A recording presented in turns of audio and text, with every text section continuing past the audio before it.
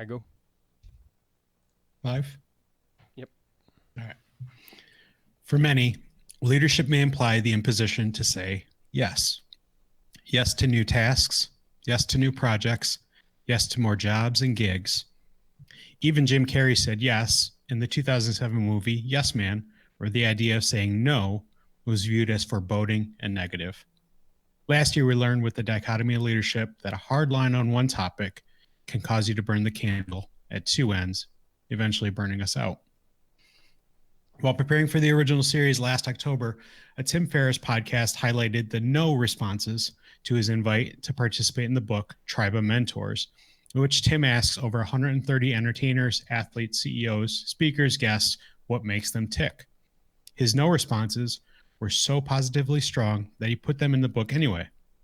It is a way to highlight how some power brokers eloquently decline invitations to projects.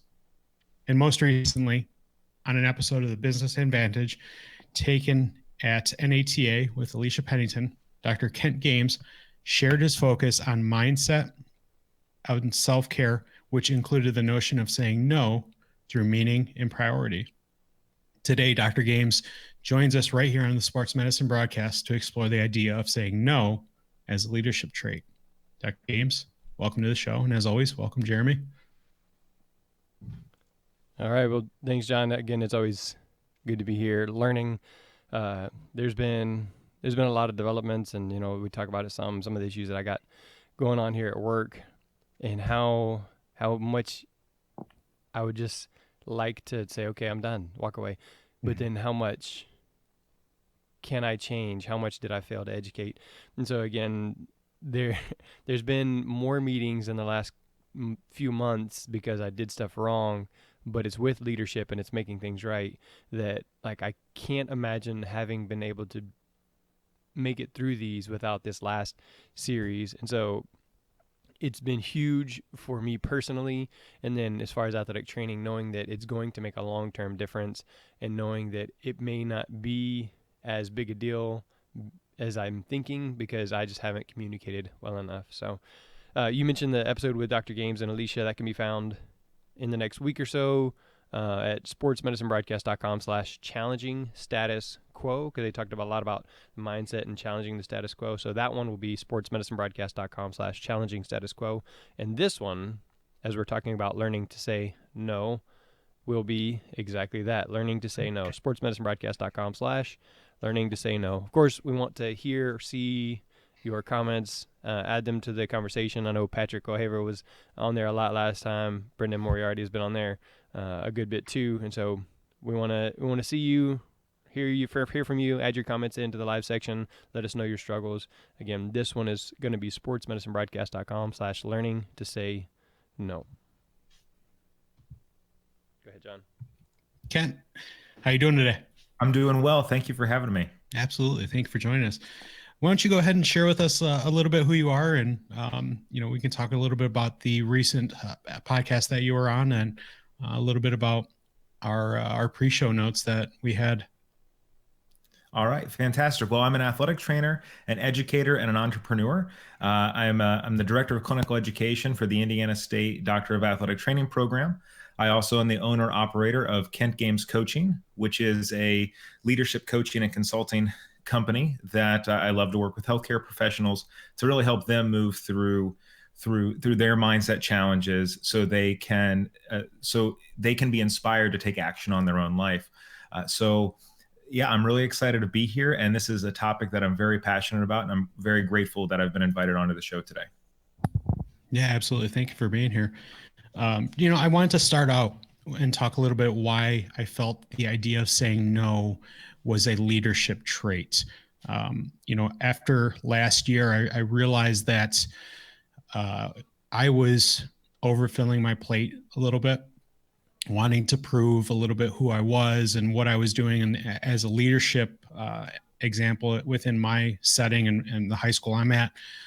But then I had to realize that I was filling the plate a little bit too much.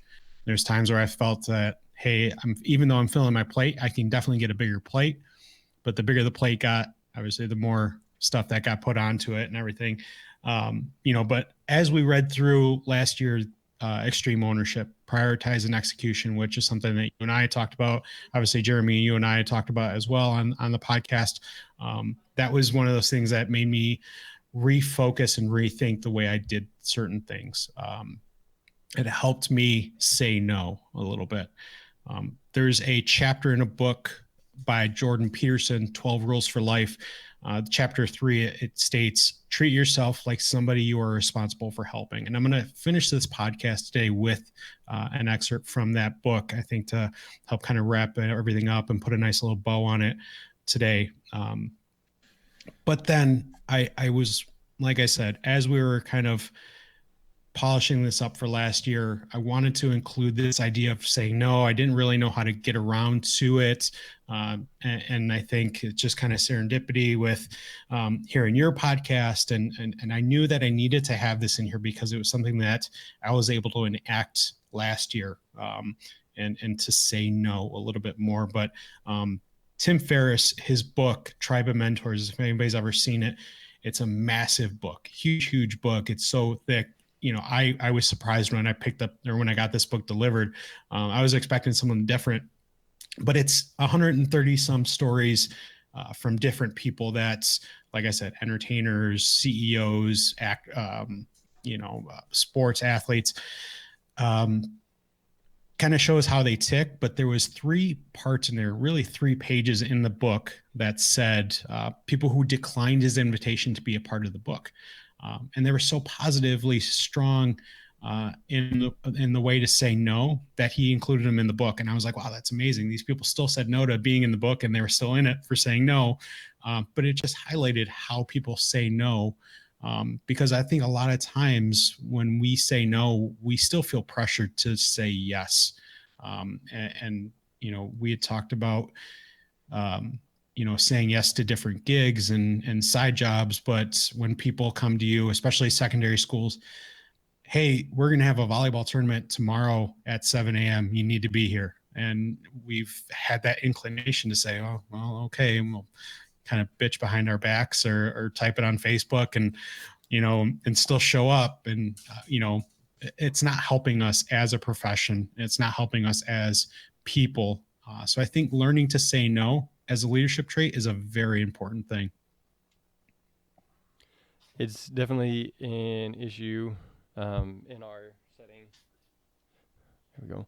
And again, like I said, this is hugely important. All these conversations for me to grow and to learn, and it's just not something that I naturally would have gravitated towards. But obviously, I'm learning. I'm continuing to learn and grow, and these conversations are real to me. Even just this week, it's at church. People asked me to do 2 different things, and I said, all right, well, I'm already involved in this. I can do one of these 3. Which one do you want me to do? Because it's important to me. I want to help and serve there, but I also know the time limitations that I have and the family requirements that I have and the job requirements. And I said, look, I'm not adding anything to my plate. And it's just one of those things, like you said, you're not putting anything else on because this is what I got. I already kind of feel like I'm a little overrun, a little overwhelmed, so I'm not adding anything else. And then I was talking with the owner of a local Chick-fil-A. His name's Luke Wilbanks, and he likes Bob Goff. And Bob Goff does a lot of stuff. Like if you ever read his book, it's amazing the stuff that he's involved in. And then we kind of like, oh, that's so awesome. You do all these things. I need to do more things.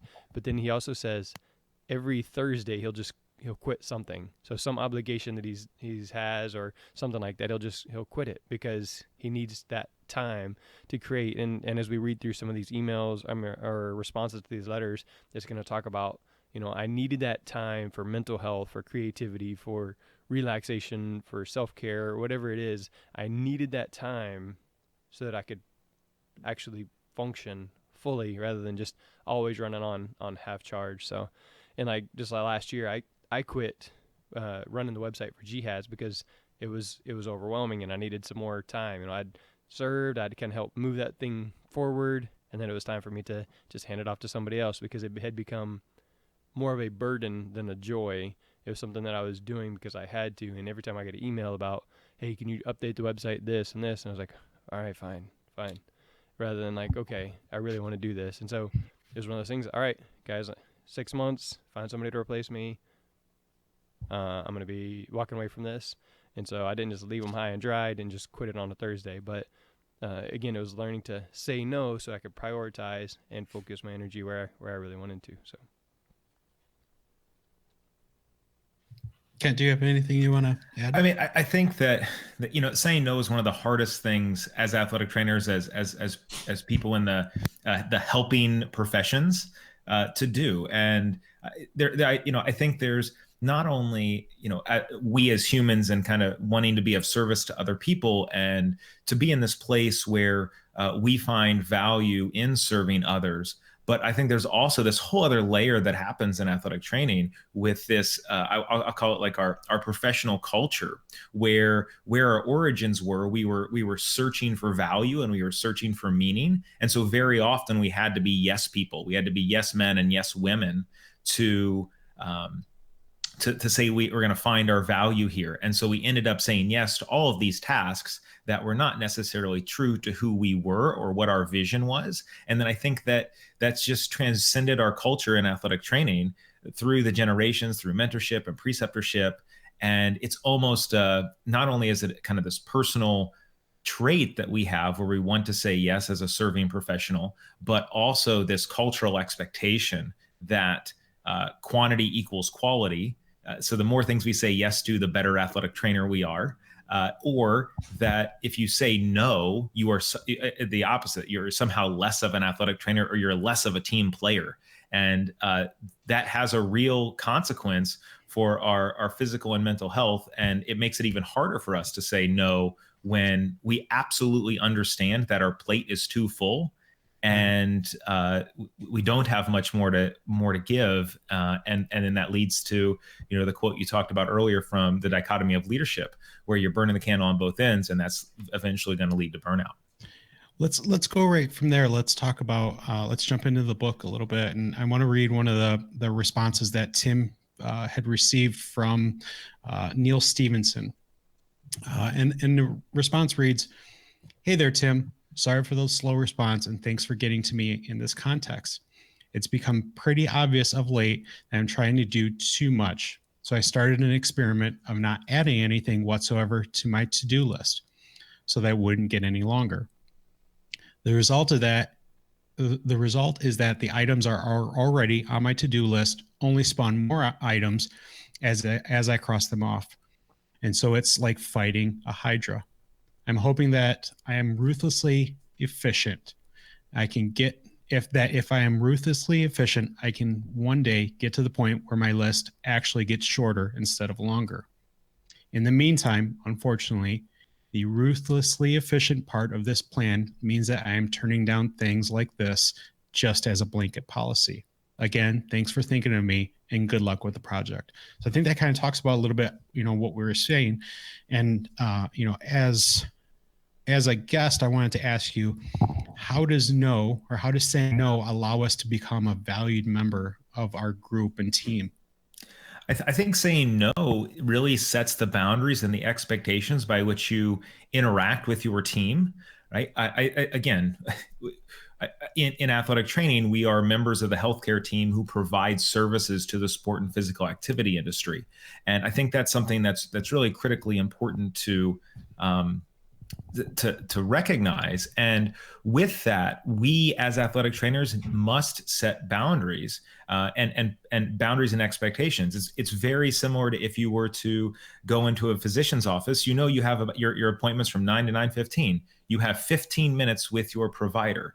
And in oftentimes we set unrealistic expectations by providing no expectations of ourselves. So by not setting any boundaries, we are unconsciously forfeiting our ability to say no, or at least that expectation from the patients that we treat. And so boundary setting allows you to be part of the team by saying, here is my value, and I want to give you the best of me in the time I have. I don't want to give you mediocre me all the time. I want to give you the best of me as a provider during this period of time. And there are so many little things that we can do as athletic trainers to set those boundaries up that are steps to saying no, right? As if a student athlete walks into the athletic training clinic and says, after practice, it's a really busy time. Everyone knows that feeling, right? It feels like there's 20 people there. They all need you all at the same time. It's as simple as saying, Joey, I've got 5 minutes. What can I help you with in 5 minutes? Or if it's going to take longer than 5 minutes, you can come back in about an hour and I'll be able to give you 20 minutes. And so that's essentially saying no to the patient, but it's also respecting the patient in a way that we don't typically do, because the patient can understand if this is a quick, hey, just take a look at this, bumps and bruises, or if this is something that they really want some more time with. So I think that, and that adds value. That's a value added activity. And it starts to build respect as the healthcare provider. And I think one of the things that was mentioned there that I want to talk about, because just briefly from that letter in Tribe of Mentors, was the respondents replied with sorry. And we're all busy, and I would actually encourage us to reframe that. Instead of saying sorry for the slow response, simply say thank you for your patience. Yeah. Right. So now you're not starting from a place of submission, right? You are acknowledging and you are thanking the person for their patience in your response. And that's another example of boundary setting and understanding and starting to set the expectations for those people around you, that you are one person, two people, you're a small group that has a huge responsibility. And unfortunately, we can't divvy ourselves up into, if you're one athletic trainer with 500 patients, we can't divvy ourselves up into 500 pieces. And even if we do, that leaves us nothing for ourselves. That leaves us nothing for our families. That leaves us nothing for the other things that we care and we love to do, that also build us up to allow us to continue to serve in a meanautiful way.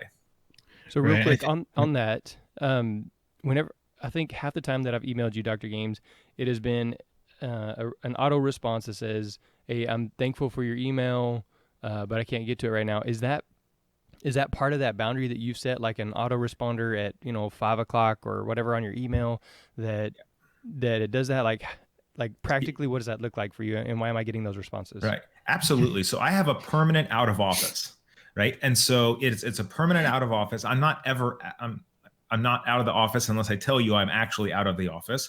But that's a boundary setting procedure for me, because I found myself obsessing over email. So just sitting with my email on in the background and doing my other work and waiting for an email to come in and answering it. And then that led to anxiety at home. That led to anxiety when I was at meetings. That led to anxiety every single time my phone would ding and I felt like I needed to respond because someone needed me. It was definitely ego driven. But the thing is, so I read this, I actually picked this up from, I follow Lewis Howes and the School of Greatness podcast. And every time you email his team, if you're going to do one of their programs or whatnot, they have an auto response that says, thank you so much. And we get a large volume of emails. We will respond to you the quickest we can. And I said, well, how can I modify this for me? I simply, have it all the time out of office email up 24 hours a day, 7 days a week. I start by acknowledging that I am so grateful for them that they took the time to email me. And then I reassure the sender that their email is valuable to me and that I will respond within 48 hours. And what that allows me to do is say no to immediately responding, but say yes to prioritizing and maximizing my time when it's time to do email, which I typically do it, an hour after I get into work, around lunch, like right after lunch. And then one time, but that's how I kind of end the day, because at that point my brain's kind of fried and I'm ready just to move on. And besides those 3 times, I don't respond to email unless I know there is a pressing issue.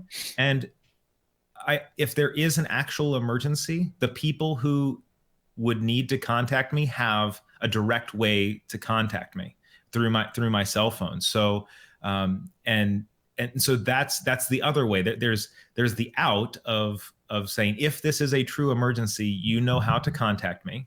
if it's not a true emergency, I want to give you the respect that you deserve by giving you my full attention. Because how many times have we been answering these emails and a flood of email opens, or we open it and we get like 50 emails and like, I can't do this. And so those low priority emails, or those emails that you feel are not as important, they somehow get lost. And now you've disrespected the person who took the time to took the time to write you. And by setting boundaries and saying, okay, for this hour, for this 30 minutes, whatever the volume is for you, I will focus solely on this and give that everything I have. It's like, who needs my A game the most right now?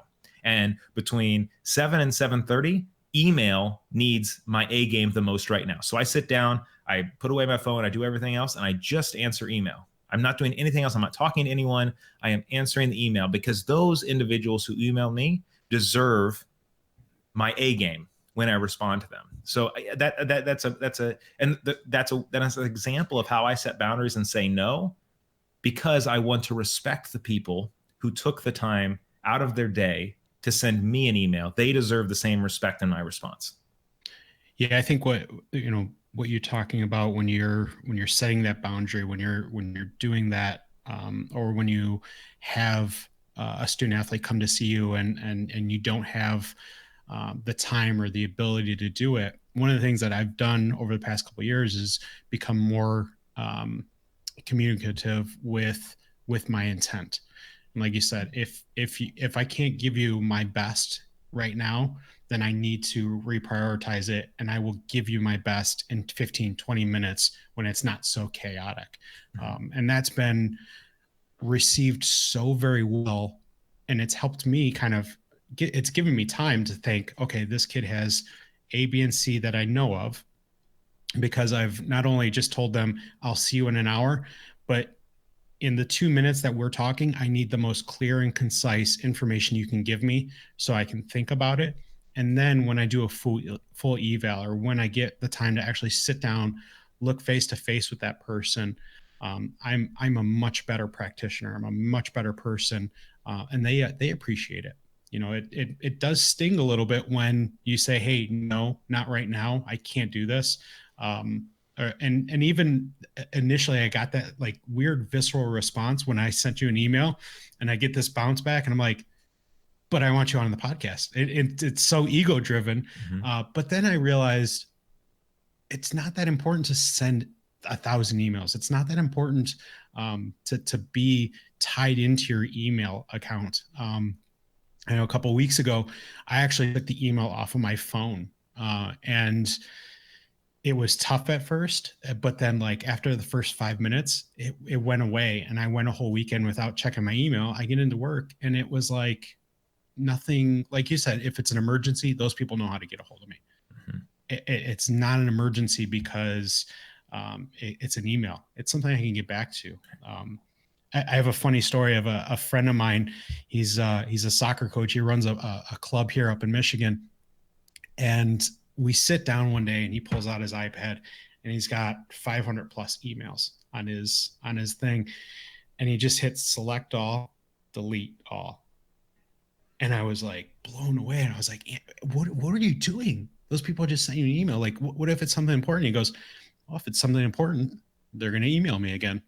And when I have the time, I'm going to go back and I'll read that, but when you get 500 emails come across, he's like, I don't have the time to deal with that. I'm going to do what's first on my plate. If they need me, they're going to email me back. Most of the time it's something so non-important Mm-hmm. that you don't really need to deal with it. Right. Absolutely. And I think, that's the other thing, is that the caveat in my out of office response is, if this requires a response, I will respond. Mm-hmm. Because so often in email, we're using it almost like text message now. Right. It's not like an electronic snail mail, right? Like, how often do you write back to someone who sends you a bill? We don't do that. Like, how much, like someone sends you a birthday card, do you send them a birthday card back and say, thank you? Or, so the purpose of electronic mail was to speed up traditional mail. Mm-hmm. So, and then with the advancement of technology, we have somehow bastardized that and made that another form of text message or instant communication. And many times they're just informational emails. Okay, so there's no need for me to respond and say thanks. How many times do we do that, right? We say, thanks so much, I appreciate it, period. Yeah, and they've made it even easier now with Gmail. Like as soon as you send it, it gives you those 3 quick responses. Right. And like, why do you even need that, right? Right. You don't need to send "I got it" back to somebody. Right. You do have it. When I see you in person, we'll communicate that. I don't need to send that email right away because it doesn't need that. Right. Like we trust technology to drive our cars, to do all sorts of things. Mm-hmm. Of course, they can send a message and we can be almost certain that the other end received it. Right. Like we don't have to respond back, yes, I received that, because all that's doing is cluttering up someone else's email box and creating this kind of endless loop of, okay, who's going to be the last person to respond? I think one of the things that, we're going to continue on with your email and your response, but you talked about gratitude. Mm-hmm. And you show some gratitude. And one of the responses that Tim Ferriss got, it was a nice, clear, concise one. It was sent through another person, but it reads, "Greetings and thanks for writing. I am grateful for the invitation to participate in Tim's next book project, but I'm struggling at the moment to make ends meet for we're all doing at his company, including my ongoing procrastination with my own writing projects. I thought carefully about this, and it's clearly a wonderful opportunity, but I'm going to decline with gratitude. Know the book will be a great success. Thanks again." I like that. It's so clear. It's so concise. It's very short, but he included, "I'm grateful. Thanks for writing. With gratitude. Thanks again." So in one short paragraph, he included 4 moments of gratitude right there. Mm-hmm. I think when you're able to do that, it's a little bit better way of saying no. Like you said, I appreciate you waiting, or I appreciate your time, rather than saying sorry and, starting conversations off differently. Once you start showing gratitude for that, people are less defensive to say no, because like we say, if somebody asks you to do something and you say no, they're like, why would you say no to me? Mm-hmm. But if you're able to kind of reformulate that a little bit and say, with gratitude, mm-hmm. I thank you, I appreciate you, and then go on with your no response, it's a little bit better way of kind of turning it around and being more of a leader and showing that gratitude that you don't have the priority, or you don't have the time to give to that person. Right. And I think that gratitude is one of the things that if I could pick one thing, it would be gratitude, because it's able to change the course of conversations. It's able to change the negative thoughts that we are having in our mind. And gratitude opens up the possibility that this isn't personal.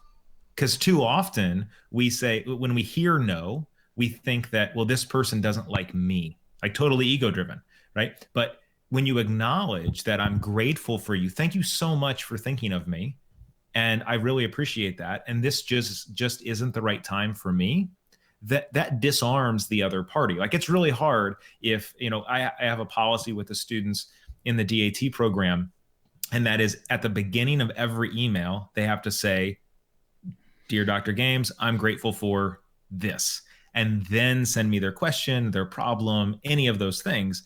And that really disarms the conversation, because too often when we are frustrated, or when we feel like we need something, we feel like something is an emergency, we feel like something's urgent, we start to lose our sense that, the fact that I'm able to send an email, or the fact that I have air coming out of my lungs right now, is a reason not to lose my cool. Really disarms the conversation and sets it towards a path of solution, as opposed to a path of challenge, right? Like, no matter what's going on in your life right now, we all have something to be grateful for, right? Like, even if you have nothing, you have something to be grateful for, because you have your breath and you have your life. And the time we've been doing this conversation, hundreds, if not thousands of people around the world have lost that opportunity to do something that we do hundreds of times per day without even thinking about. Right. And that really reframes the whole conversation. So if you're having a bad day, you're not having a bad day. You're having a great day, because you're able to, and if the listeners are listening to this, you're having a really great day because you have access to the internet. You have access to power, to electricity. You have the means to pay for that somehow. Or if you're listening to it at work, you've got a job, right? Like, so all of those things are things that we take for granted. And if we just take a moment to realize all of the abundance we have in our life, even if it's something that you really wanted from someone and someone says no to that request, that's just no right now. And just like your example of the soccer coach, if persistence is rewarded. If you continue to ask, if you really need something, you'll send another email. Right. And too often we get derailed when we hear our first no, and we say, well, I guess it's not for me. Like, I'm never going to do this. Or we were talking earlier about elections. Like, if you run for an office or getting involved somehow and you don't get voted in the first time, that's a no. And too often we take that so personally, when in reality it's just a no right now. There's and there's a new moment every single day that it could turn into a yes. Yeah. I one of the books I talked about last 2 weeks ago was Leadership in Turbulent Times. And, when people look at presidents across the board, I think a lot of people, if not most, will put Abraham Lincoln up there at the top of their top 2 or 3 presidents, and you look at his political career, how many times was he not elected at certain things? And he became this great leader and, one of the favorite presidents of all time. He had all those opportunities where no was said to him, but he was able to overcome it. And that's kind of, if you reverse that the other way, the amount of times if we keep continuing to say no to certain responsibilities, or maybe not responsibilities, but to some opportunities that are not high priority, it makes us a more valuable person. And it allows us to grow as not only as a professional, but as a person, because we are continuously reprioritizing things by saying no. Right. It makes us prioritize what we say yes to. Because if we say yes to everything, we don't know who we are. We forget who we are. And when you say no, there's an effect on us, and it causes us to reframe that, to say, is this a priority to me? Right. We talked about, and I've talked about, I'm not too busy. This just isn't a priority for me. But the same thing happens when you say no. Is this a priority to me? And if it is, then say yes. If it's an opportunity that you want to take advantage of, say yes. It's not like, let's just have, like, I think in Tribe of Mentors, the individuals who he asked already have a giant plate. They have achieved so much, and they know how they add value. I think when people are starting off at this, they don't know how they want to add value. So they have to find their purpose, and then their purpose becomes the filter for saying yes and saying no. If you're still exploring, there's nothing wrong with saying yes. Like, yeah, I want to explore that. But then the moment you realize that this is not for you, or that you don't have the time or the energy to contribute in a valuable way, then you need to have the discipline to say no. And you need to have the humility to say, you know what, this felt like a good opportunity, but it's just not fitting. And it's not you. It's the organization's mission and your personal mission are not matched, right? Going through life, we connect with people because we connect with their missions.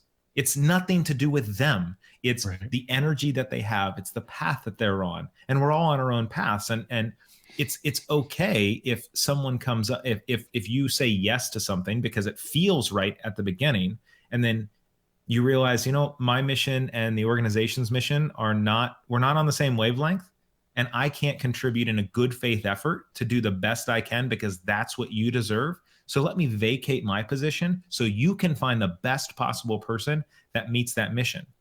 And we think that saying no is selfish, But saying no is also selfless, because we've all had that, even if you go back to college, we've all had that group member who didn't want to do anything. And they always said, okay, I guess I'll do it. I guess I'll do it. And they did subpar work. Right. We would much rather have the person say, no, I don't want to do anything. Okay. And then the rest of the group will just adapt. Right. Like that's how organizations work and that's how leaders work, is that they'll, another principle from extreme ownership, adapt and overcome. Right. But if you as an individual say yes to something and then you realize this doesn't work, you're doing a disservice and you're hurting the people you continue to say yes to, when you really in your heart and your soul say this isn't right for me, because you can't give them the effort that they deserve. And I think that's and then the more and more you get clear on your why or your purpose, the more and more you can kind of have a small filter, right? A filter that says, I'm only going to say yes to these sorts of opportunities. I'm only going to consider these sorts of opportunities, but these sorts of opportunities do not mean an automatic yes. For example, I got asked to serve this week on a committee, and it was within my value system. It was within my purpose. And I was initially attracted to it, but I never say yes on the first ask. I always ask a question like, how much time is this going to take? Is it, what's the duration of the activity? Is this like a commitment forever and we'll just keep renewing it? Is this a commitment for 2 months? Is this a 1-day commitment? And I think I actually responded back to you, like, what do you think the estimated time will be? Yeah. in our first conversation? Because it was something that we had to that I had to identify as, do I have the time to give you what you deserve? Right. And so that's an instance where I was selfish, asking questions and not saying yes at the same time, in order to be selfless, to give you the quality and the listeners the quality that they deserve in our conversations. So I think that the filter at the beginning, if you're still trying to figure out what your why is and what your purpose is, can be pretty open.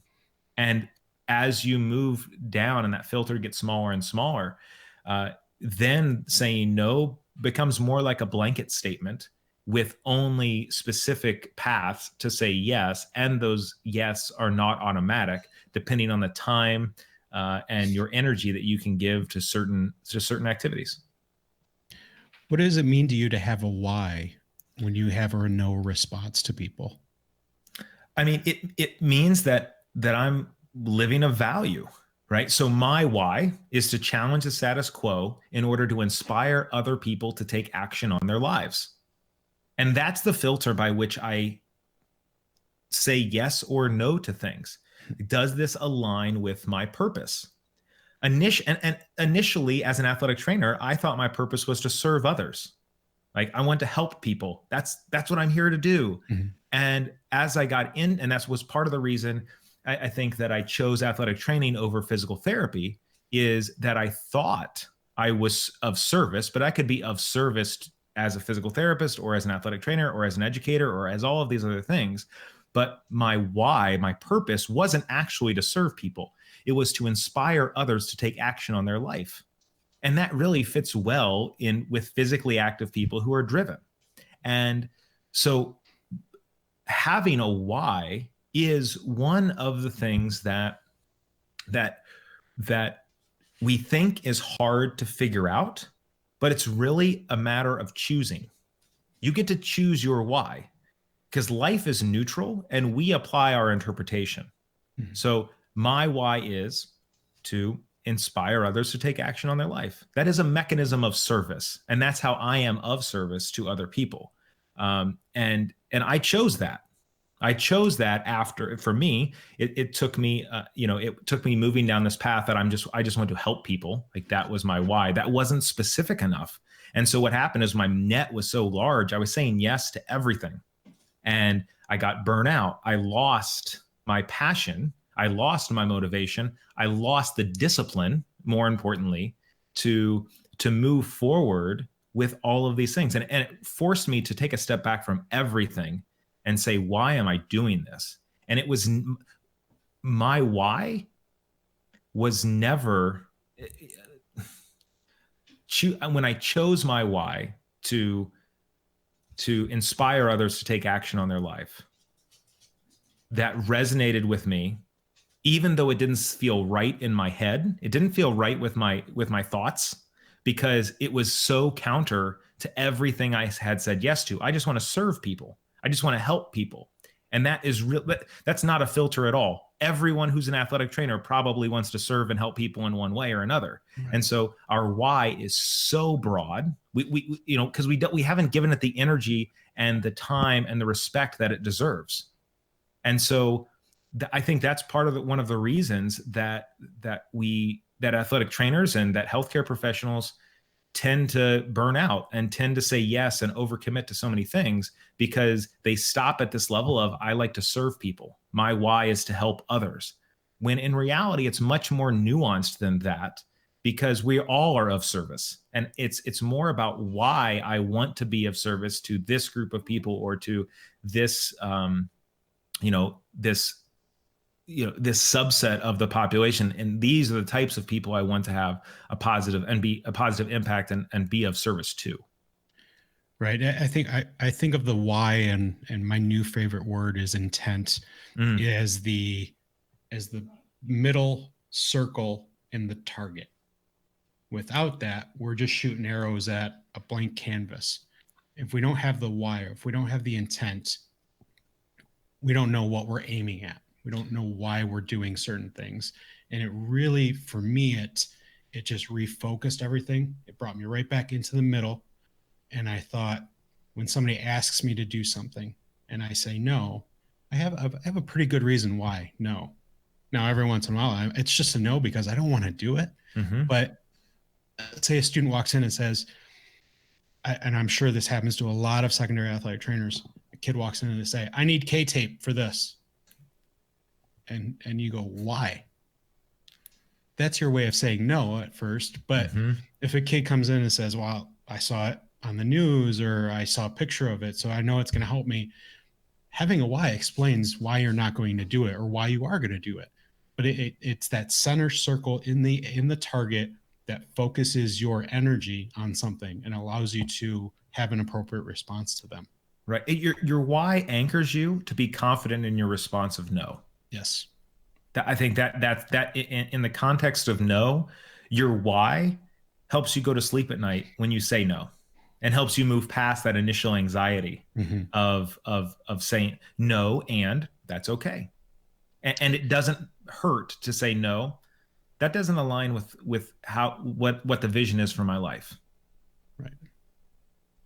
How does saying no help us fundamentally change athletic training from the sports base idea to a healthcare model and battle burnout?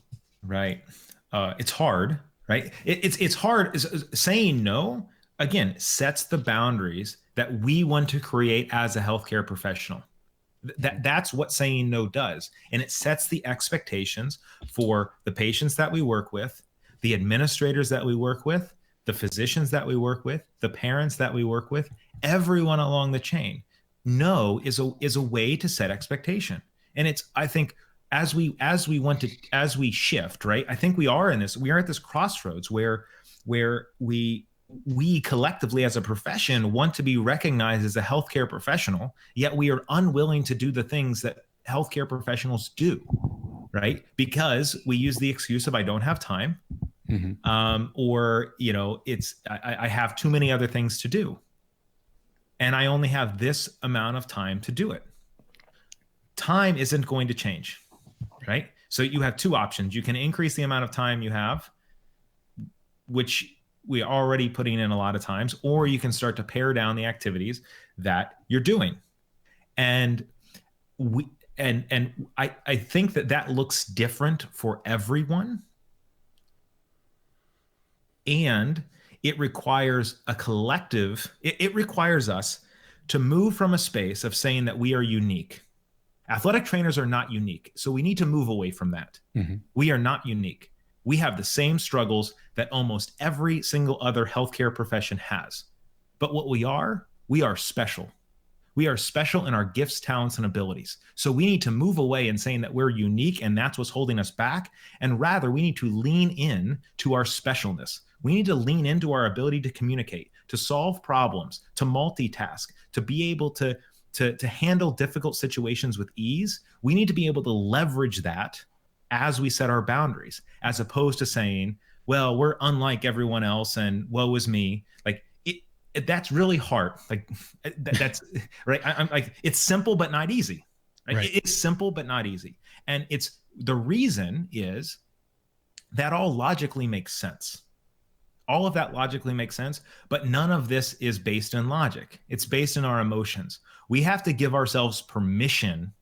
We have to give ourselves an individual and collective permission as a profession to say no and to procrastinate on purpose, if you will. That's a book by Rory Vaden that talks about the permissions of saying no.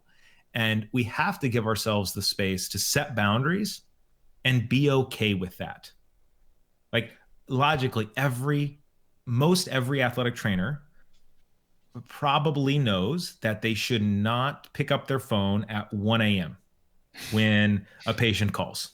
Like if you're calling me at 1 a.m., you probably need to go to the emergency room. Mm-hmm. Like a real emergency versus a perceived emergency. Right. And we still answer the phone. What happens if we don't? What if we don't answer the phone?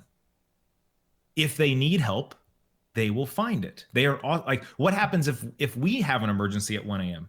Are we calling our athletic trainer? No. Right. Like, what happens if our mom has an emergency at 1 a.m.? Are they calling you, or are they going to the emergency room? Right. Maybe they're calling you because you're the son, right?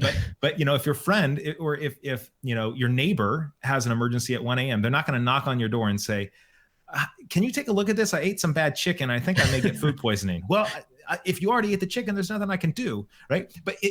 But we don't. We think that is totally unreasonable because we haven't given ourselves the permission to say no, because we feel as athletic trainers, if we say no, we aren't enough. And by saying yes, it's a way to fill in our own our own professional emotional wounds to make us feel valued. And we are already valuable because we are special. Mm-hmm. And we are not unique. Like that, what happens? Like, just ask ourselves the question, what if? Like, what if I say no to this? What's going to happen? Are they going to go to another provider? That's great. Like, and the other part of this, if we move away from the athletic trainer, we've been very athletic trainer centric, but we're doing a disservice to the patients that we work with if we do everything for them. Understand that we are going to leave the light of the fire, and that's biologically scary. But the great thing is about every single one of us is that our ancestors had the courage to leave. That's why we're here today. So even though it feels scary, it is within your DNA to be able to feel fear and do it anyway. So as you're saying no, as you're trying to set boundaries, feel the fear and set them anyway. Right. So I don't think you have enough kids, because like if all the firewood gets burned up, then I can just send the kids, hey, go find some more sticks, right? And I can just stay by the light of the fire. Right. You other people go do it. I'll stay safe. True terrible leadership. All right. We want to know your thoughts, and so share them with us on Facebook, Twitter, Instagram. I know there was an issue with the live stream on Facebook, but that's okay. But you can get a hold of John or Dr. Games on either way. And again, it may not be right away. They may not tweet you right back because some of the boundaries that they've set up, or maybe even John set that boundary up, by the time we've finished recording this episode. So Dr. Games, I appreciate your encouragement and your words, and just saying it is okay to say no, that you are enough. And just this past week, I went to a foster dad retreat thing, and the key phrase for the whole retreat was, you are a good man. Mm-hmm. And it goes right along with what you're saying, is you are enough. You are a good man. Jeremy, you are a good man. You are enough. They don't need more of everything else. They just need you. You are a good man. You are enough. And then, like you said, if we don't ever leave the safety of the fire, then all of our firewood is going to get burned up, and then we're going to be cold and attacked by saber-toothed tigers. So, all right. So on that, this is sportsmedicinebroadcast.com/learning to say no. Dr. Games, best way to get a hold of you is what? Either through Instagram or Twitter. My Instagram handle is @KentGames, and my Twitter handle is @GamesKenneth, KENNETH. If you'd like to send me an email, it is kenneth.games@INDSTATE, IndianaState.edu. All right, John Seco. Best way is shoot me something on Twitter. It's simply my name. It's JOHNCIECKO. If you want, you can shoot me an email, jciecko@bloomfield.org. My email is going to be a little bit less accessible after today. So feel free to send me something over on Twitter. Very good. I'm going to have the link to those on sportsmedicinebroadcast.com/learning to say no. So if you didn't get them, you're driving, you didn't get them down right. So I'll have that link there so you can easily contact these guys and get some of their wisdom. And again, one of the partners with the Sports Medicine Broadcast is physicaltherapy.com. And it may be a way that you can prioritize your time instead of having to go to conferences. Or maybe you say, you know what, I have every night that I can devote to learning and getting my CEUs done, so I'm not cramming on December 31st to get them done and submitted and that kind of thing. So it may be that that's a tool that will help you prioritize, or it may be something that you have to say no to. Say, no, I'm not going to add that to my plate. I'm just going to go to this conference and get my hours in. But if that works for you, you can use physicaltherapy.com/1 as in the number, and then free course, and you get your course free, and then just start from there. So that, or MedBridge, you can use the SMB as your promo code. So check those out if those are going to help you prioritize and learn to say no and take care of yourself as a person, as an athletic trainer, as a father, as a husband, whatever it is. Obviously those are my situations. So. All right, John, final closing thoughts, words, or we're just done? I think we're done. I appreciate you, Kent. Thank you very much. I thought this was a really great conversation. I think as we, a change within our profession, and I think us taking the leading up, using these different tactics that we're going to learn this month and last year, putting them into action is really going to help our profession move forward into a new era